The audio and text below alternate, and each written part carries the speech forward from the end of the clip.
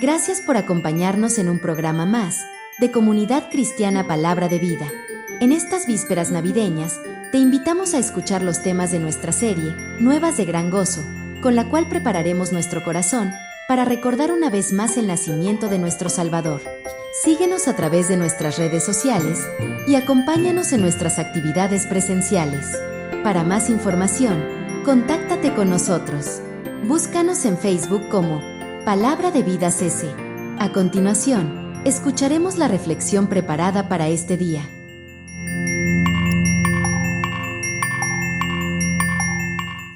Estamos viviendo esta semana una semana especial en la cual procuramos preparar nuestro corazón para celebrar este acontecimiento tan importante que tiene que ver con el nacimiento de Jesús, y estamos ya en las vísperas de Navidad. Algunos cuantos días podremos estar llegando al día 25 de diciembre, donde se ha escogido la fecha para poder reconocer que un día Cristo Jesús vino a este mundo, que nació en un humilde pesebre y que a partir de ahí la historia cambió. Y hemos escogido el tema de Nuevas de Gran Gozo de una forma muy intencional, porque sin duda algo que necesita experimentar el mundo es el gozo que proviene de Cristo Jesús y de la salvación que Él trajo a este mundo, porque podemos ver estas fechas rodeadas de mucha felicidad. Hay mucha algarabía en torno a estos acontecimientos, pero esto puede ser difícil para aquellas personas que por alguna situación no tienen los recursos para experimentar la Navidad que el mundo de hoy nos ofrece, o que simplemente no están en condiciones de poder celebrar como tradicionalmente se hace en el mundo, ya sea por alguna enfermedad,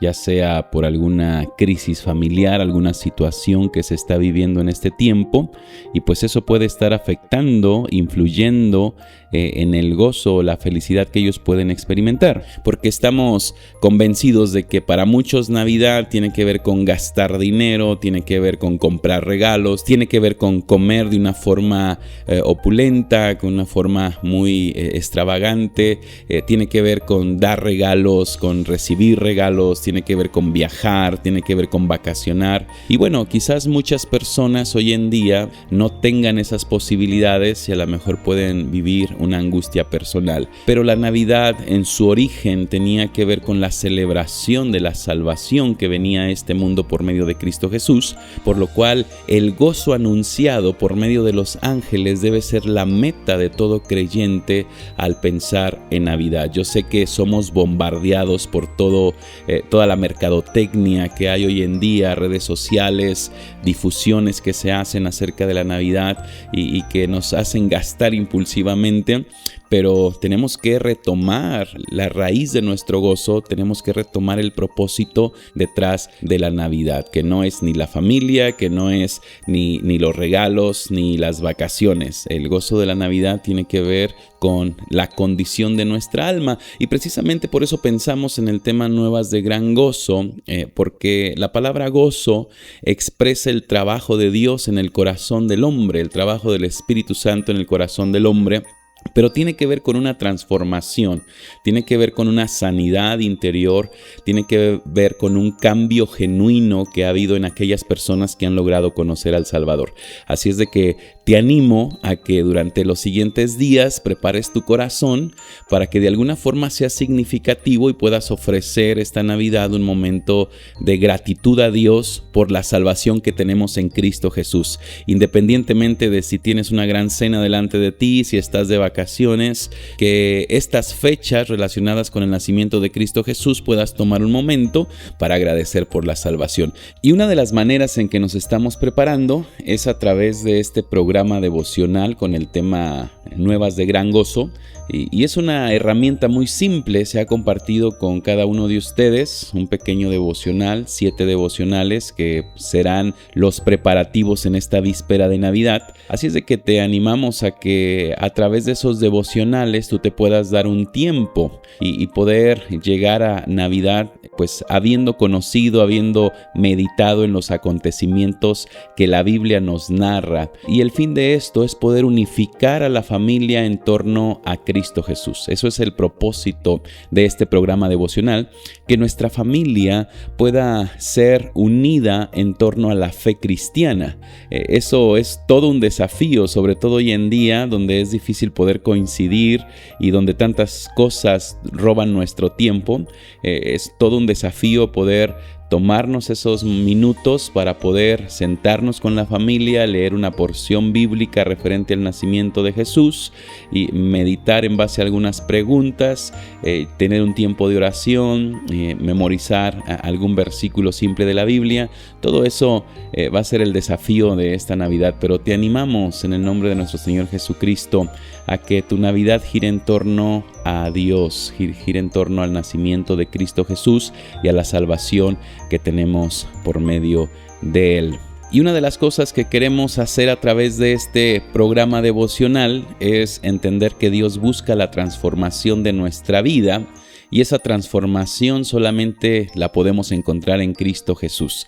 Navidad nos recuerda que Cristo produce gozo, que Cristo produce paz, que Cristo produce esperanza en el corazón de todos aquellos que le han recibido como su Señor y Salvador. Así que preparemos nuestro corazón para celebrar esta Navidad y que tu gozo no dependa de los regalos, no dependa de la comida, sino que tu gozo dependa de que te has identificado con Cristo Jesús como tu Señor y como tu Salvador. Y que sea Él y sus promesas las que puedan guiarte el resto de tu vida. De esta manera hacemos la introducción a este audio del día de hoy, que tiene por nombre Humildad que enaltece, y vamos a hablar del carácter del Hijo de Dios y tomar reflexiones que nos ayudan a poder entender cómo nuestro carácter es la plataforma de la obra de Dios en nosotros. Quédate con nosotros.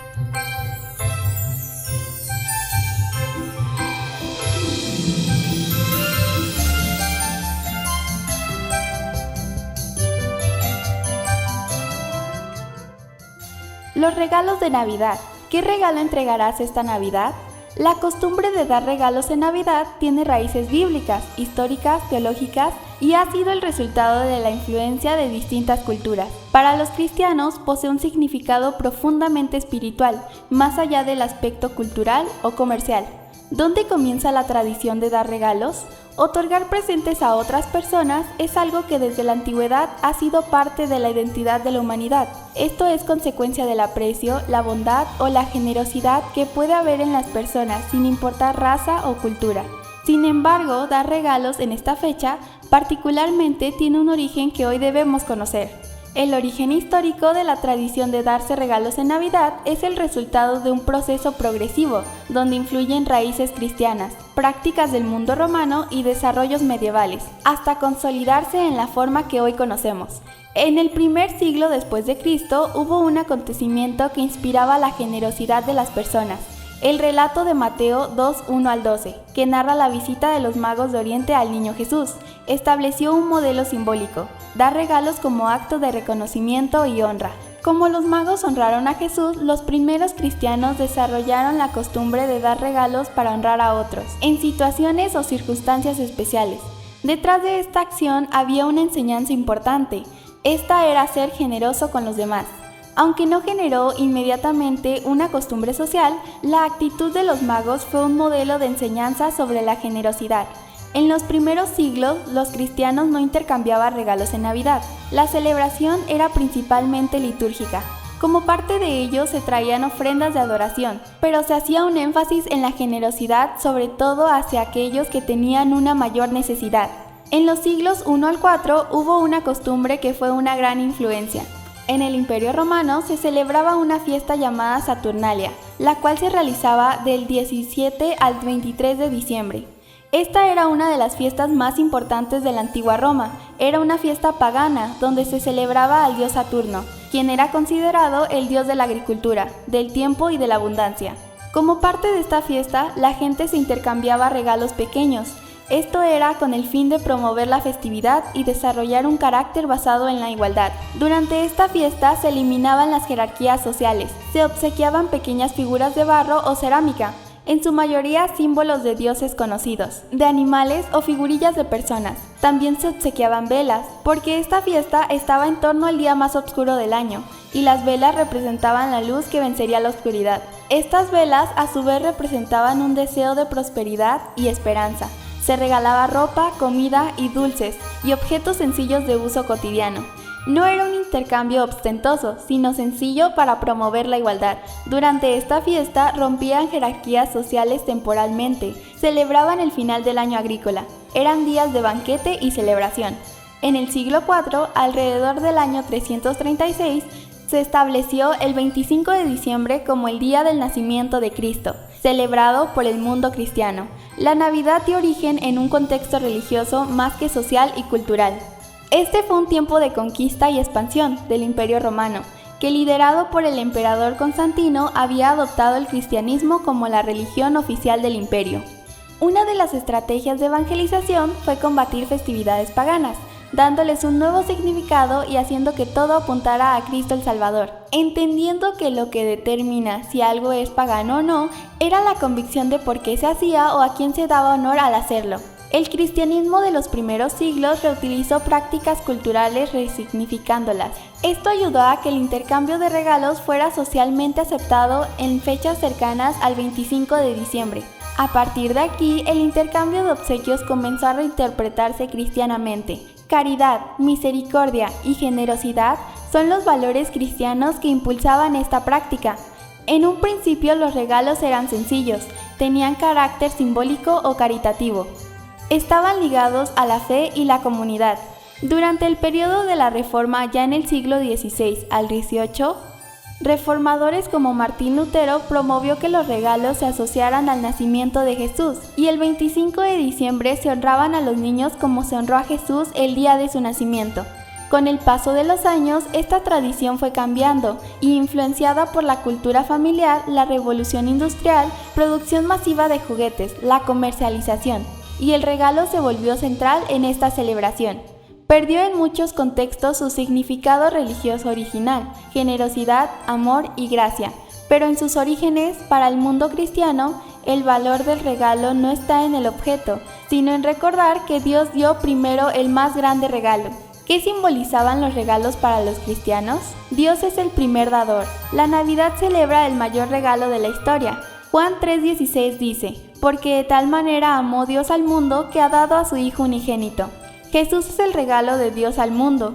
Por eso, al dar regalos, el cristiano imita el carácter de Dios, expresa gracia inmerecida, refleja amor sacrificial. En el mundo cristiano se promovía la gracia, no el intercambio. En la fe cristiana, el regalo no se ganaba y no se devolvía por obligación. Se da por amor, no por mérito, y se da a quien más lo necesita como una expresión de amor al prójimo. Esto refleja el concepto bíblico de gracia, como dice Efesios 2, 8 al 9.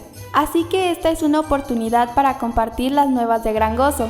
Para las familias cristianas, los regalos pueden ser una enseñanza visual del Evangelio, una oportunidad para hablar de Jesús, un recordatorio de que lo material es secundario y una oportunidad de dar gracias a Dios por su don inefable, como dice 2 Corintios 9:15.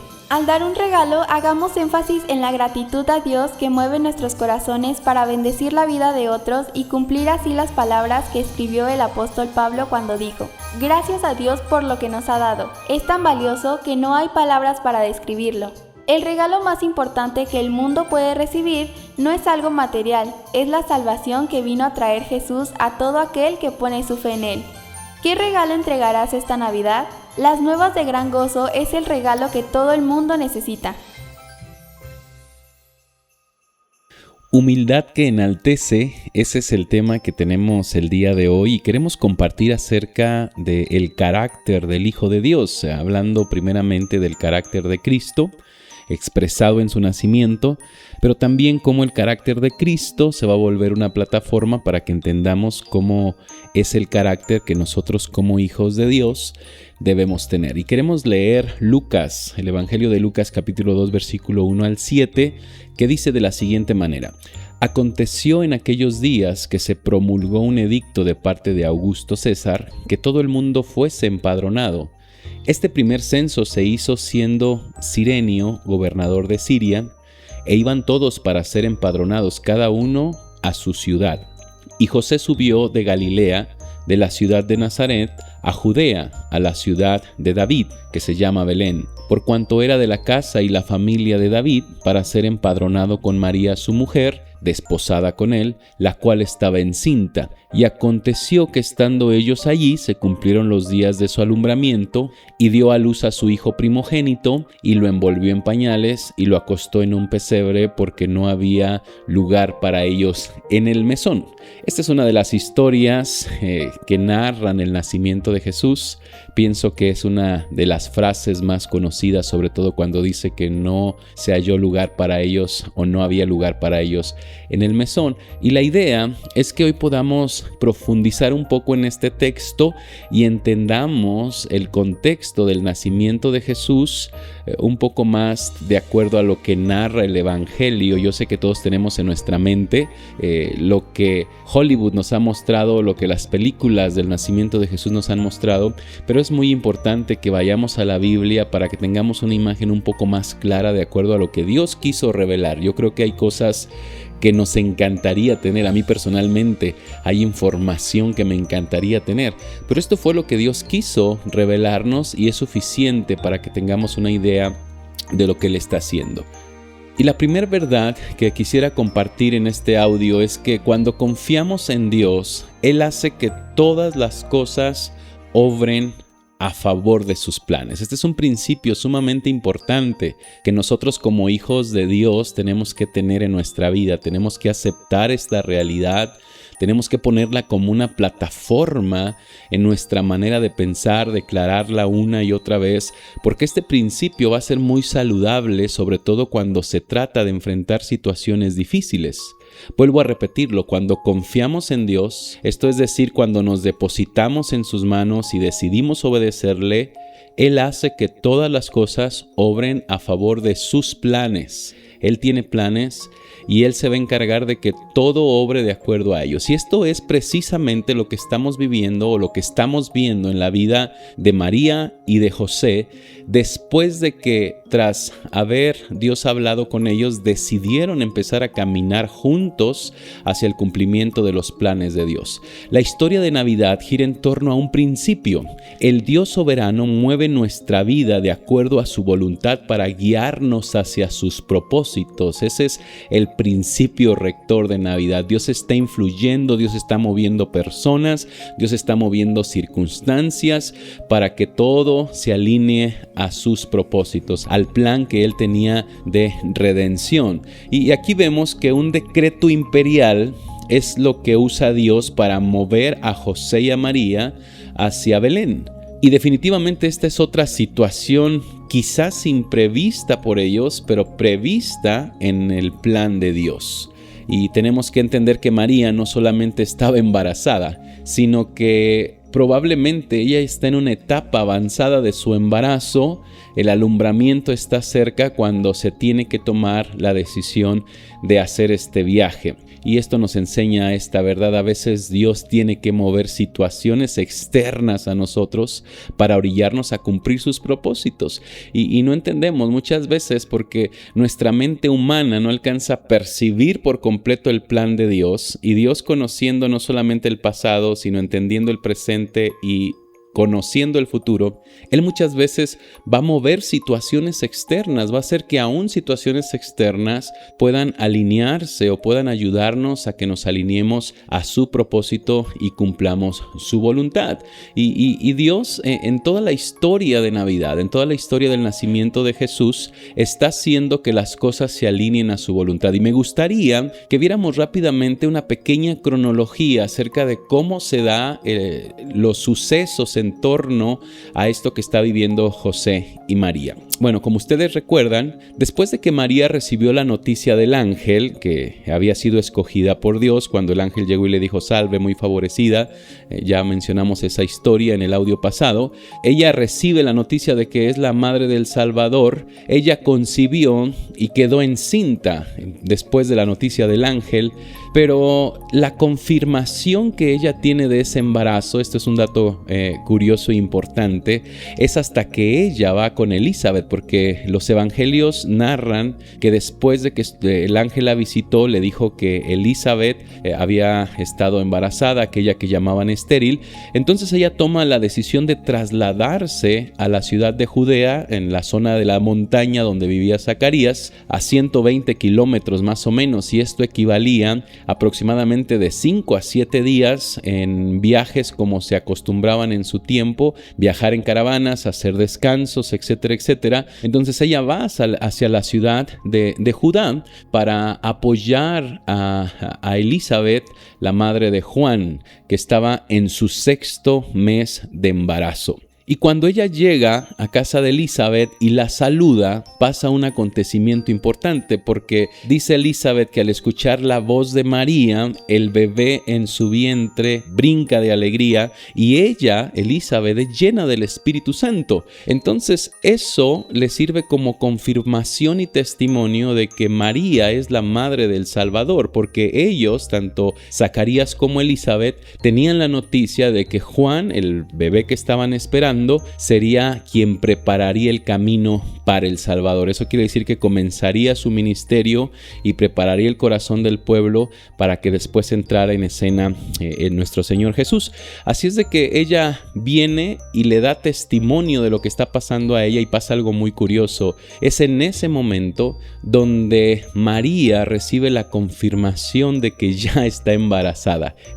¿Y qué pasa en ese momento? En el Evangelio de Lucas, capítulo 1, versículos 46 al 56, está algo que se llama el Magnificat de María, que es la oración, la canción de alabanza que surgió del corazón de María al ser confirmado el embarazo que el ángel le había prometido. Y esto no pasó estando ella en Nazaret, esto pasó cuando ella estaba en la región de Judá, donde vivía Elizabeth y Zacarías. Entonces podemos establecer que es hasta que está allá en la región de Judá, acompañando a Elizabeth en sus últimos meses de embarazo, que ella recibe la confirmación de que el embarazo ya estaba en ella. Después de esto, los evangelios nos narran que ella se queda 3 meses más con Elizabeth hasta el alumbramiento, y hasta después de esto ella regresa nuevamente a Nazaret. Entonces podemos decir que más o menos cuando ella regresa a Nazaret tiene entre 3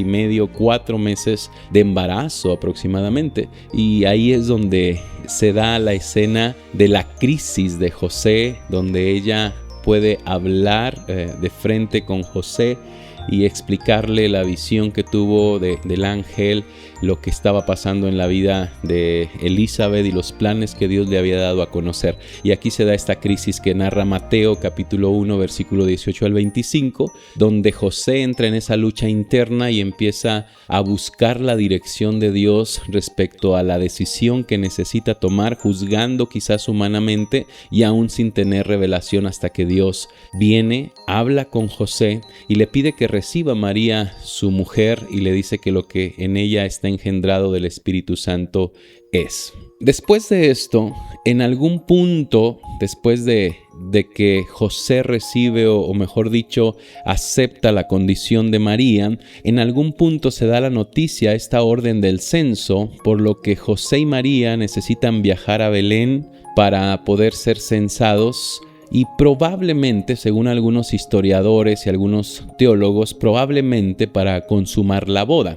Ellos viajan a Belén, un viaje de 110 kilómetros aproximadamente, similar al que había hecho María para ir con Elizabeth, de 6 a 7 días, sobre todo tomando en cuenta que ella iba embarazada y que iba en una etapa ya avanzada de su embarazo. Y según algunos historiadores, este viaje a Belén tenía tanto el propósito del censo como de matrimonio, podemos decir, la última etapa del matrimonio para presentar a María ya como su esposa legítima y poder, mejor dicho, legitimar el matrimonio delante de la sociedad. Históricamente se dice que las bodas se llevaban a cabo en la casa de la familia del padre del novio, en el lugar de donde ellos eran, y este es un argumento que puede ser la base para establecer que durante este tiempo ellos estuvieron en Belén y pudieron realizar tanto el alumbramiento como posteriormente la boda. Un dato que nos sirve para poder identificar estos sucesos es lo que narra mismo Lucas. Fíjense cómo lo expresa él, y estas palabras son importantes porque dice: y José subió de Galilea, de la ciudad de Nazaret, a Judea, a la ciudad de David, que se llama Belén, por cuanto era de la casa de la familia de David, para ser empadronado con María su mujer, pero luego dice desposada con él, la cual estaba encinta. El Evangelio de Lucas incluyó dos condiciones en este viaje. La primera es que ella estaba encinta, que ella estaba embarazada cuando ellos hacen este viaje. La segunda es que ella todavía está en esta etapa de desposamiento. Hay dos palabras que se usan en el griego. Una tiene que ver para la etapa del desposamiento, que todavía es el compromiso. Ella ya es una mujer legalmente, pero no se ha consumado toda la tradición y no se ha consumado la boda. Entonces ella viaja estando todavía desposada, y Lucas puso esta palabra para indicarnos que en su viaje todavía está en esta condición, y también haciendo alusión quizás indirecta a lo que expresa el Evangelio de Mateo cuando dice que José no había estado todavía con María, hablando físicamente, no la había conocido. Esa palabra conocido también es importante porque puede hacer una alusión directa al hecho de que no se habían casado, porque la consumación del matrimonio incluía el allegarse sexualmente a su mujer, lo cual no hizo José hasta después de que nació Jesús. Según la cronología de los evangelios, ellos permanecieron en Belén por algún tiempo, y estando allí no solamente se cumple el alumbramiento, sino que probablemente se celebra la boda de manera oficial. José y María permanecen en Belén un promedio de 2 años. Belén estaba más o menos a 3 horas de camino de Jerusalén. En Jerusalén había sido presentado Jesús y se había hecho la circuncisión, etcétera, etcétera. Entonces se habían cumplido los ritos ceremoniales en cuanto al nacimiento de Jesús que marcan los evangelios, y permanecen un promedio de 2 años hasta la visita de los magos. Cuando los magos llegan a Jerusalén, entonces se da aquella escena de la persecución al niño por parte de Herodes, y habían pasado 2 años aproximadamente. Jesús ya tiene 2 años cuando los magos de Oriente llegan. Ellos no llegan al pesebre, ellos llegan a la casa donde ya ellos están viviendo, y de alguna manera se identifica el tiempo de la aparición de la estrella, es decir, el tiempo del alumbramiento, aproximadamente en 2 años del acontecimiento. Entonces el niño Jesús ya es un bebé que tiene entre 1 y 2 años más o menos. Si tomamos en cuenta que la estrella fue vista cuando nació Jesús, entonces, y habían pasado 2 años, pues es la etapa que más o menos compete al nacimiento que había tenido Jesús. Pero debemos puntualizar lo siguiente: en medio de todos estos imprevistos, Dios está alineando todo de acuerdo a sus promesas y cumpliendo lo que decía Miqueas capítulo 5 versículo 2. Pero tú, Belén Efrata, pequeña para estar entre las familias de Judá, de ti me saldrá el que será Señor de Israel. Y esta, que es la profecía del nacimiento del Mesías en Belén, tiene cumplimiento gracias a la intervención divina. Eso quiere decir que Dios está haciendo que todas las cosas se alineen para cumplir su promesa. Y esto es una verdad que nosotros necesitamos abrazar. ¿Sabes por qué? Porque el desarrollo de nuestro carácter demanda confianza en Dios, entendiendo que Él está obrando en torno a sus planes para nuestra vida. Yo necesito aprender a confiar en Dios, porque confío que Dios está obrando y que Él está cumpliendo sus planes para mi vida. Una de las cosas que daña mucho nuestra parte emocional, nuestro razonamiento emocional, es la frustración. cuando nosotros nos aferramos a hacer las cosas a nuestra manera o queremos que pasen las cosas como nosotros creemos que es lo correcto, entonces lucharemos mucho con la frustración y no permitiremos que Dios guíe nuestra vida porque estamos aferrados a que sucedan las cosas tal cual nosotros pensamos que es lo correcto. Y esto nos enseña la vida de José y María. Podemos confiar en Dios. Lucas tenía en mente mencionar todas las cosas que fueron imprevistas para José y María, pero previstas con Dios como la plataforma de la formación de la fe de la iglesia primitiva. La iglesia primitiva debe confiar en un Dios fiel que hace que todas las cosas se alineen, que guía, que mueve, que genera que situaciones externas puedan influir para cumplir sus promesas. Esto es parte de su fidelidad. Y permíteme compartir esto el día de hoy a manera de una verdad. Dios tiene planes y promesas hacia los cuales desea guiarnos. A menudo vivimos nuestra vida de manera independiente a Dios, pero Dios desea como un padre amoroso que Él es en nuestra vida, como un consejero amoroso. Él desea cumplir sus propósitos en nosotros y a través de nosotros. Por lo tanto, Él desea que confiemos en Él y permitamos que Él nos guíe y que no nos frustremos y que no luchemos contra aquellas cosas que quizás no entendemos, sino que confiemos que detrás de ello hay un Dios amoroso cuidando de nosotros. Ese es el evangelio que comparte Lucas. Podemos confiar en Él. Ahora, hagámonos esta pregunta. ¿Qué nos enseña esta historia sobre el carácter del Hijo de Dios? Esto que acabamos de leer en Lucas. El carácter del Hijo de Dios se puede resumir en la siguiente frase. El Dios creador del universo, siendo el soberano del mundo, vino a nacer en un humilde pesebre. Como Charles Spurgeon lo escribió, un pesebre fue el trono del rey que vino a salvar al mundo. Podemos decir que la humildad fue el sello tanto del nacimiento como de la vida de Jesús. Y la historia del nacimiento de Jesús nos da a conocer el carácter de Dios. Y ese carácter es un carácter humilde. Escucha esto. El carácter del Hijo de Dios es un carácter humilde. Y la forma en que nació es la certificación o la manifestación del carácter que tiene el Dios creador del universo, quien gobierna y hace que todas las cosas subsisten. Él es humilde. Y la pregunta es, ¿por qué Él elige nacer humildemente? Primero, porque ese es su carácter. Y esta es una verdad. El Dios adorado desde la eternidad tiene un carácter humilde que lo hace digno de alabanza. Dios es digno de alabanza por quien Él es. Y Él es humilde. Esto es parte de su naturaleza. Esto es maravilloso, entender que la adoración que los ángeles ofrecen constantemente delante del trono de Dios tiene como fundamento conocer a ese Dios. A medida que nosotros conocemos a Dios, conocemos su carácter, entonces somos orillados a adorarle por quién es Él, y Él es humilde. Porque la alabanza es el resultado del reconocimiento de quién es Dios. Entender su humildad nos hace amarle, reconocerle y rendir nuestro corazón delante de Él, porque siendo Dios, Él es humilde, y el nacimiento de Cristo Jesús es la evidencia del carácter de nuestro Señor y Salvador. Ahora, pongamos atención un poco en lo siguiente.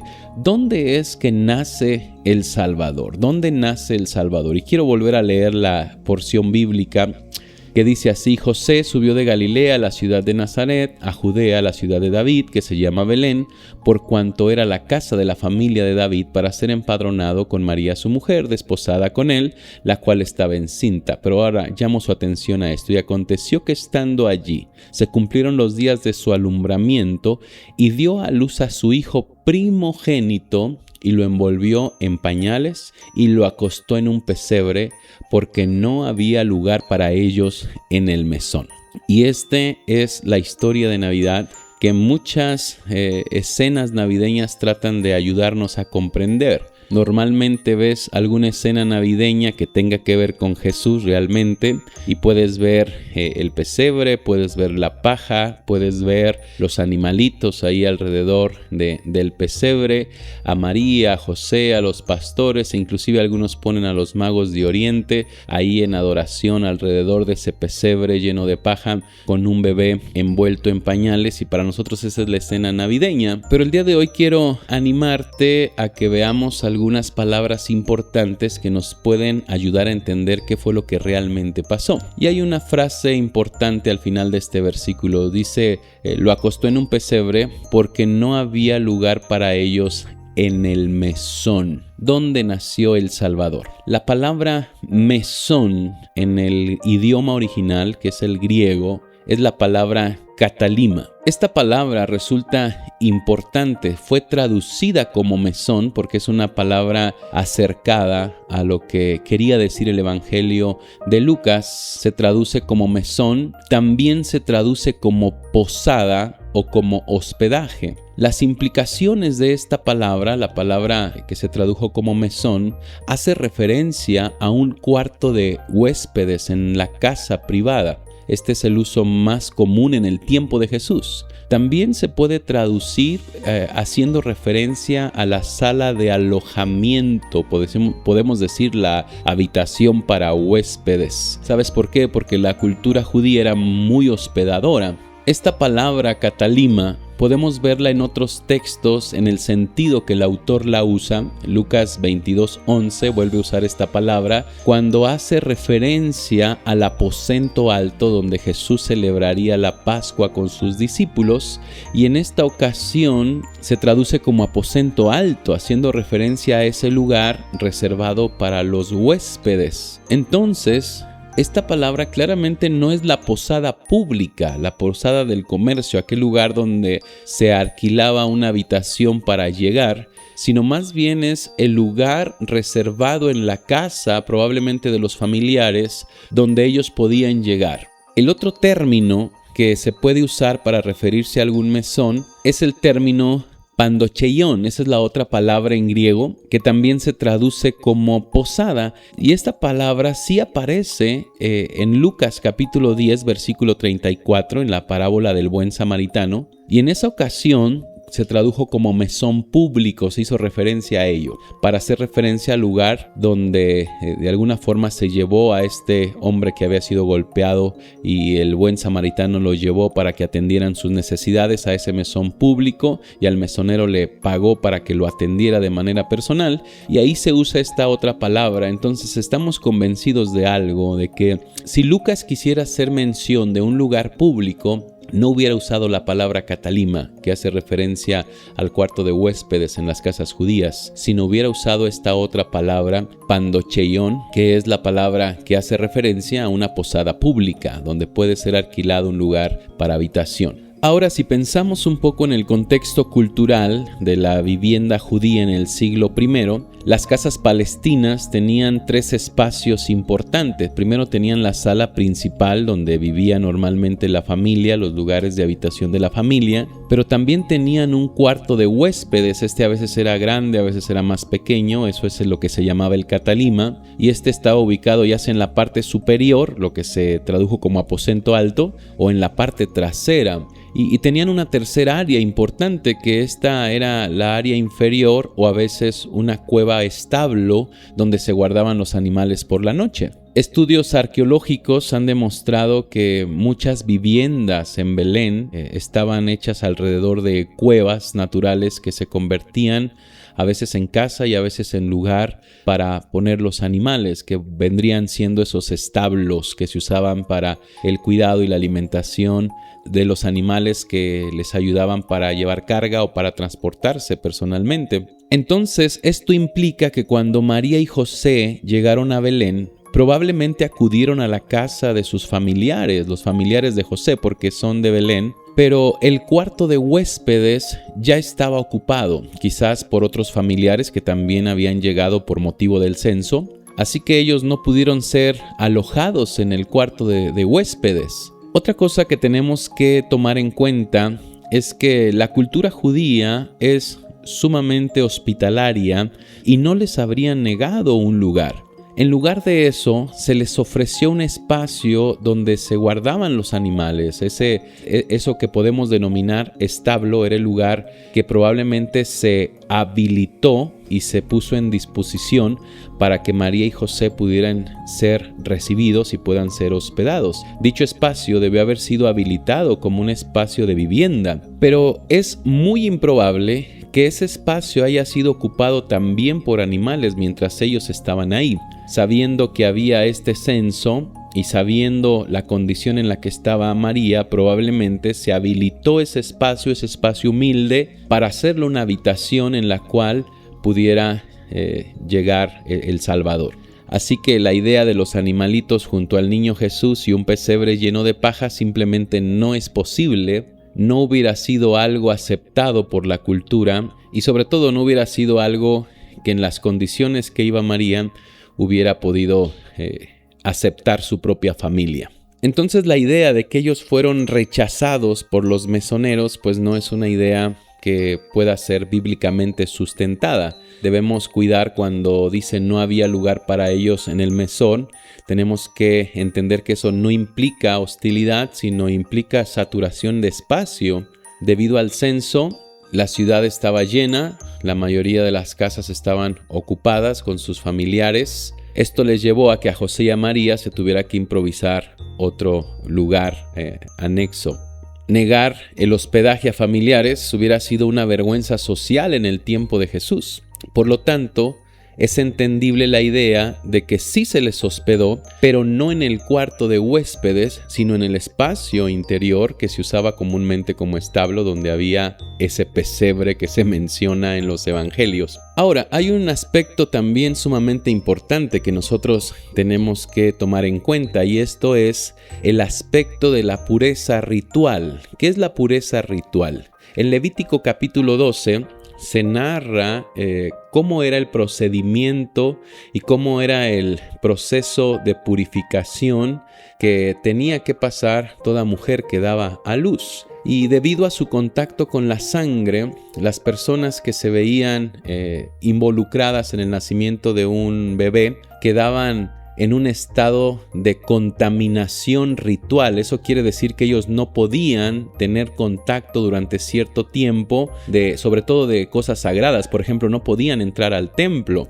Tenían que pasar 7 días después, en el cual se llevaba el rito de la purificación, para que una mujer pudiera entrar al templo. Por eso al 8º día, ya habiendo pasado este tiempo, podía hacerse la circuncisión como parte de los ritos de la cultura judía. Y aparte de eso, pasaban 33 días los ritos de purificación, de limpieza ceremonial, para que una mujer quedara completamente limpia y pudiera ser tocada y tocar a otras personas después de dar a luz a un varón, porque en el caso de las mujeres, cuando se daba a luz a una niña, era el doble. No se podía presentar en 2 semanas en el templo y tendrían que pasar 66 días para poder estar limpia y poder tocar a otras personas. Entonces esto era algo que la familia no iba a pasar desapercibido, no iban a hacer de lado este aspecto del cumplimiento de la ley. Por lo tanto, María y José tampoco podían quedarse en el mesón, donde era un espacio público, donde otras personas pudieran estar en contacto con ellas. Tenían que tener un lugar privado donde se pudiera cumplir el rito tras todo nacimiento de cualquier bebé. Entonces no era apropiado, en un momento donde había muchas personas, que una mujer diera a luz en un espacio público. No podía ocupar el cuarto de huéspedes, especialmente si otros huéspedes estaban allí. Entonces es lógico, o resulta entendible, mejor dicho, pensar en que la situación les llevó a habilitar un espacio independiente donde ellos pudieran estar cómodos y pudieran recibir a su bebé, el cual ya estaba en camino. Lo importante detrás de esto es que José y María no demandaron para sí mismos el mejor lugar, sino que aceptaron ese lugar humilde como habitación para que el Salvador viniera a este mundo. El lugar donde ellos pudieran dar la bienvenida a recibir a su primer hijo fue un lugar humilde y esa fue una decisión que ambos tomaron y nos muestran el carácter también de ellos como siervos de Dios. El Mesías nace sin privilegios, en un espacio humilde y de esta forma nos muestra su corazón.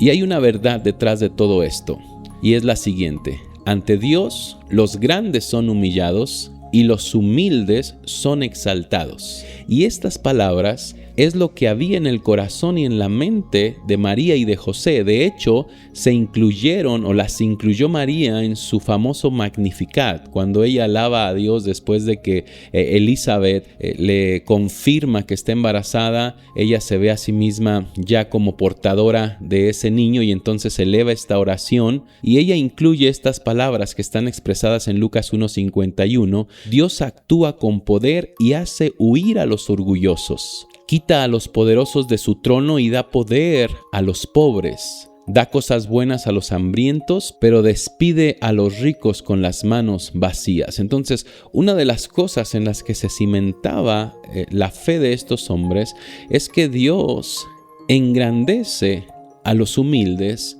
y humilla a todos aquellos que se exaltan. Y esto es una verdad que debe guiar nuestra vida. Si yo quiero ser exaltado, bendecido por Dios, entonces tengo que procurar en mi vida un carácter humilde. Porque escuche esta verdad: un Dios de carácter humilde actúa a través de corazones humildes. Al leer toda esta historia, podemos entender que lo que está abriendo puertas al obrar de Dios es la humildad con la cual sus siervos están enfrentando sus circunstancias. Permíteme compartir ahora unas aplicaciones prácticas respecto a esto que estamos diciendo. La humildad nos permite ser obedientes pese a las circunstancias. No importa lo que yo esté viviendo, es la humildad la antesala de mi obediencia. María y José viajan pese a las dificultades y enfrentan las dificultades con un carácter humilde. Otra cosa es que la humildad no busca el reconocimiento, sino el servicio. Jesús nace en condiciones humildes. Él es recostado en un pesebre como un símbolo de humildad. Pero esa humildad también es el reflejo de lo que hay en el corazón de José y María, quienes estaban dispuestos simplemente a ser los instrumentos de Dios y cumplir la voluntad de aquel que les había llamado. Otra aplicación es que la humildad nos permite acercarnos a todos para mostrar amor mediante el servicio. Jesús, el Rey, nace en pobreza y esto para acercarse a todos. La humildad es la antesala o es el requisito para una vida de servicio, definitivamente. La mayor virtud tras la humildad es preparar nuestra vida para el servicio. ¿Qué quiere decir eso? Que el fin de tener un carácter humilde es que realmente podamos ser personas que sirven a Dios y que sirven al prójimo. Por lo tanto, tú y yo tenemos que valorar esto como parte de nuestro carácter. Yo sé que muchas veces la humildad no es valorada por muchas personas. Estamos en un mundo que enaltece el ego, que enaltece a la persona, que busca el aplauso y el reconocimiento, que busca que otros le honren y le respeten. Pero en este mundo Dios sigue buscando personas que tengan un carácter humilde que les permita poder servir a Dios y cumplir su propósito en el mundo. El Hijo de Dios elige la humildad, no elige nacer en un entorno de grandeza terrenal.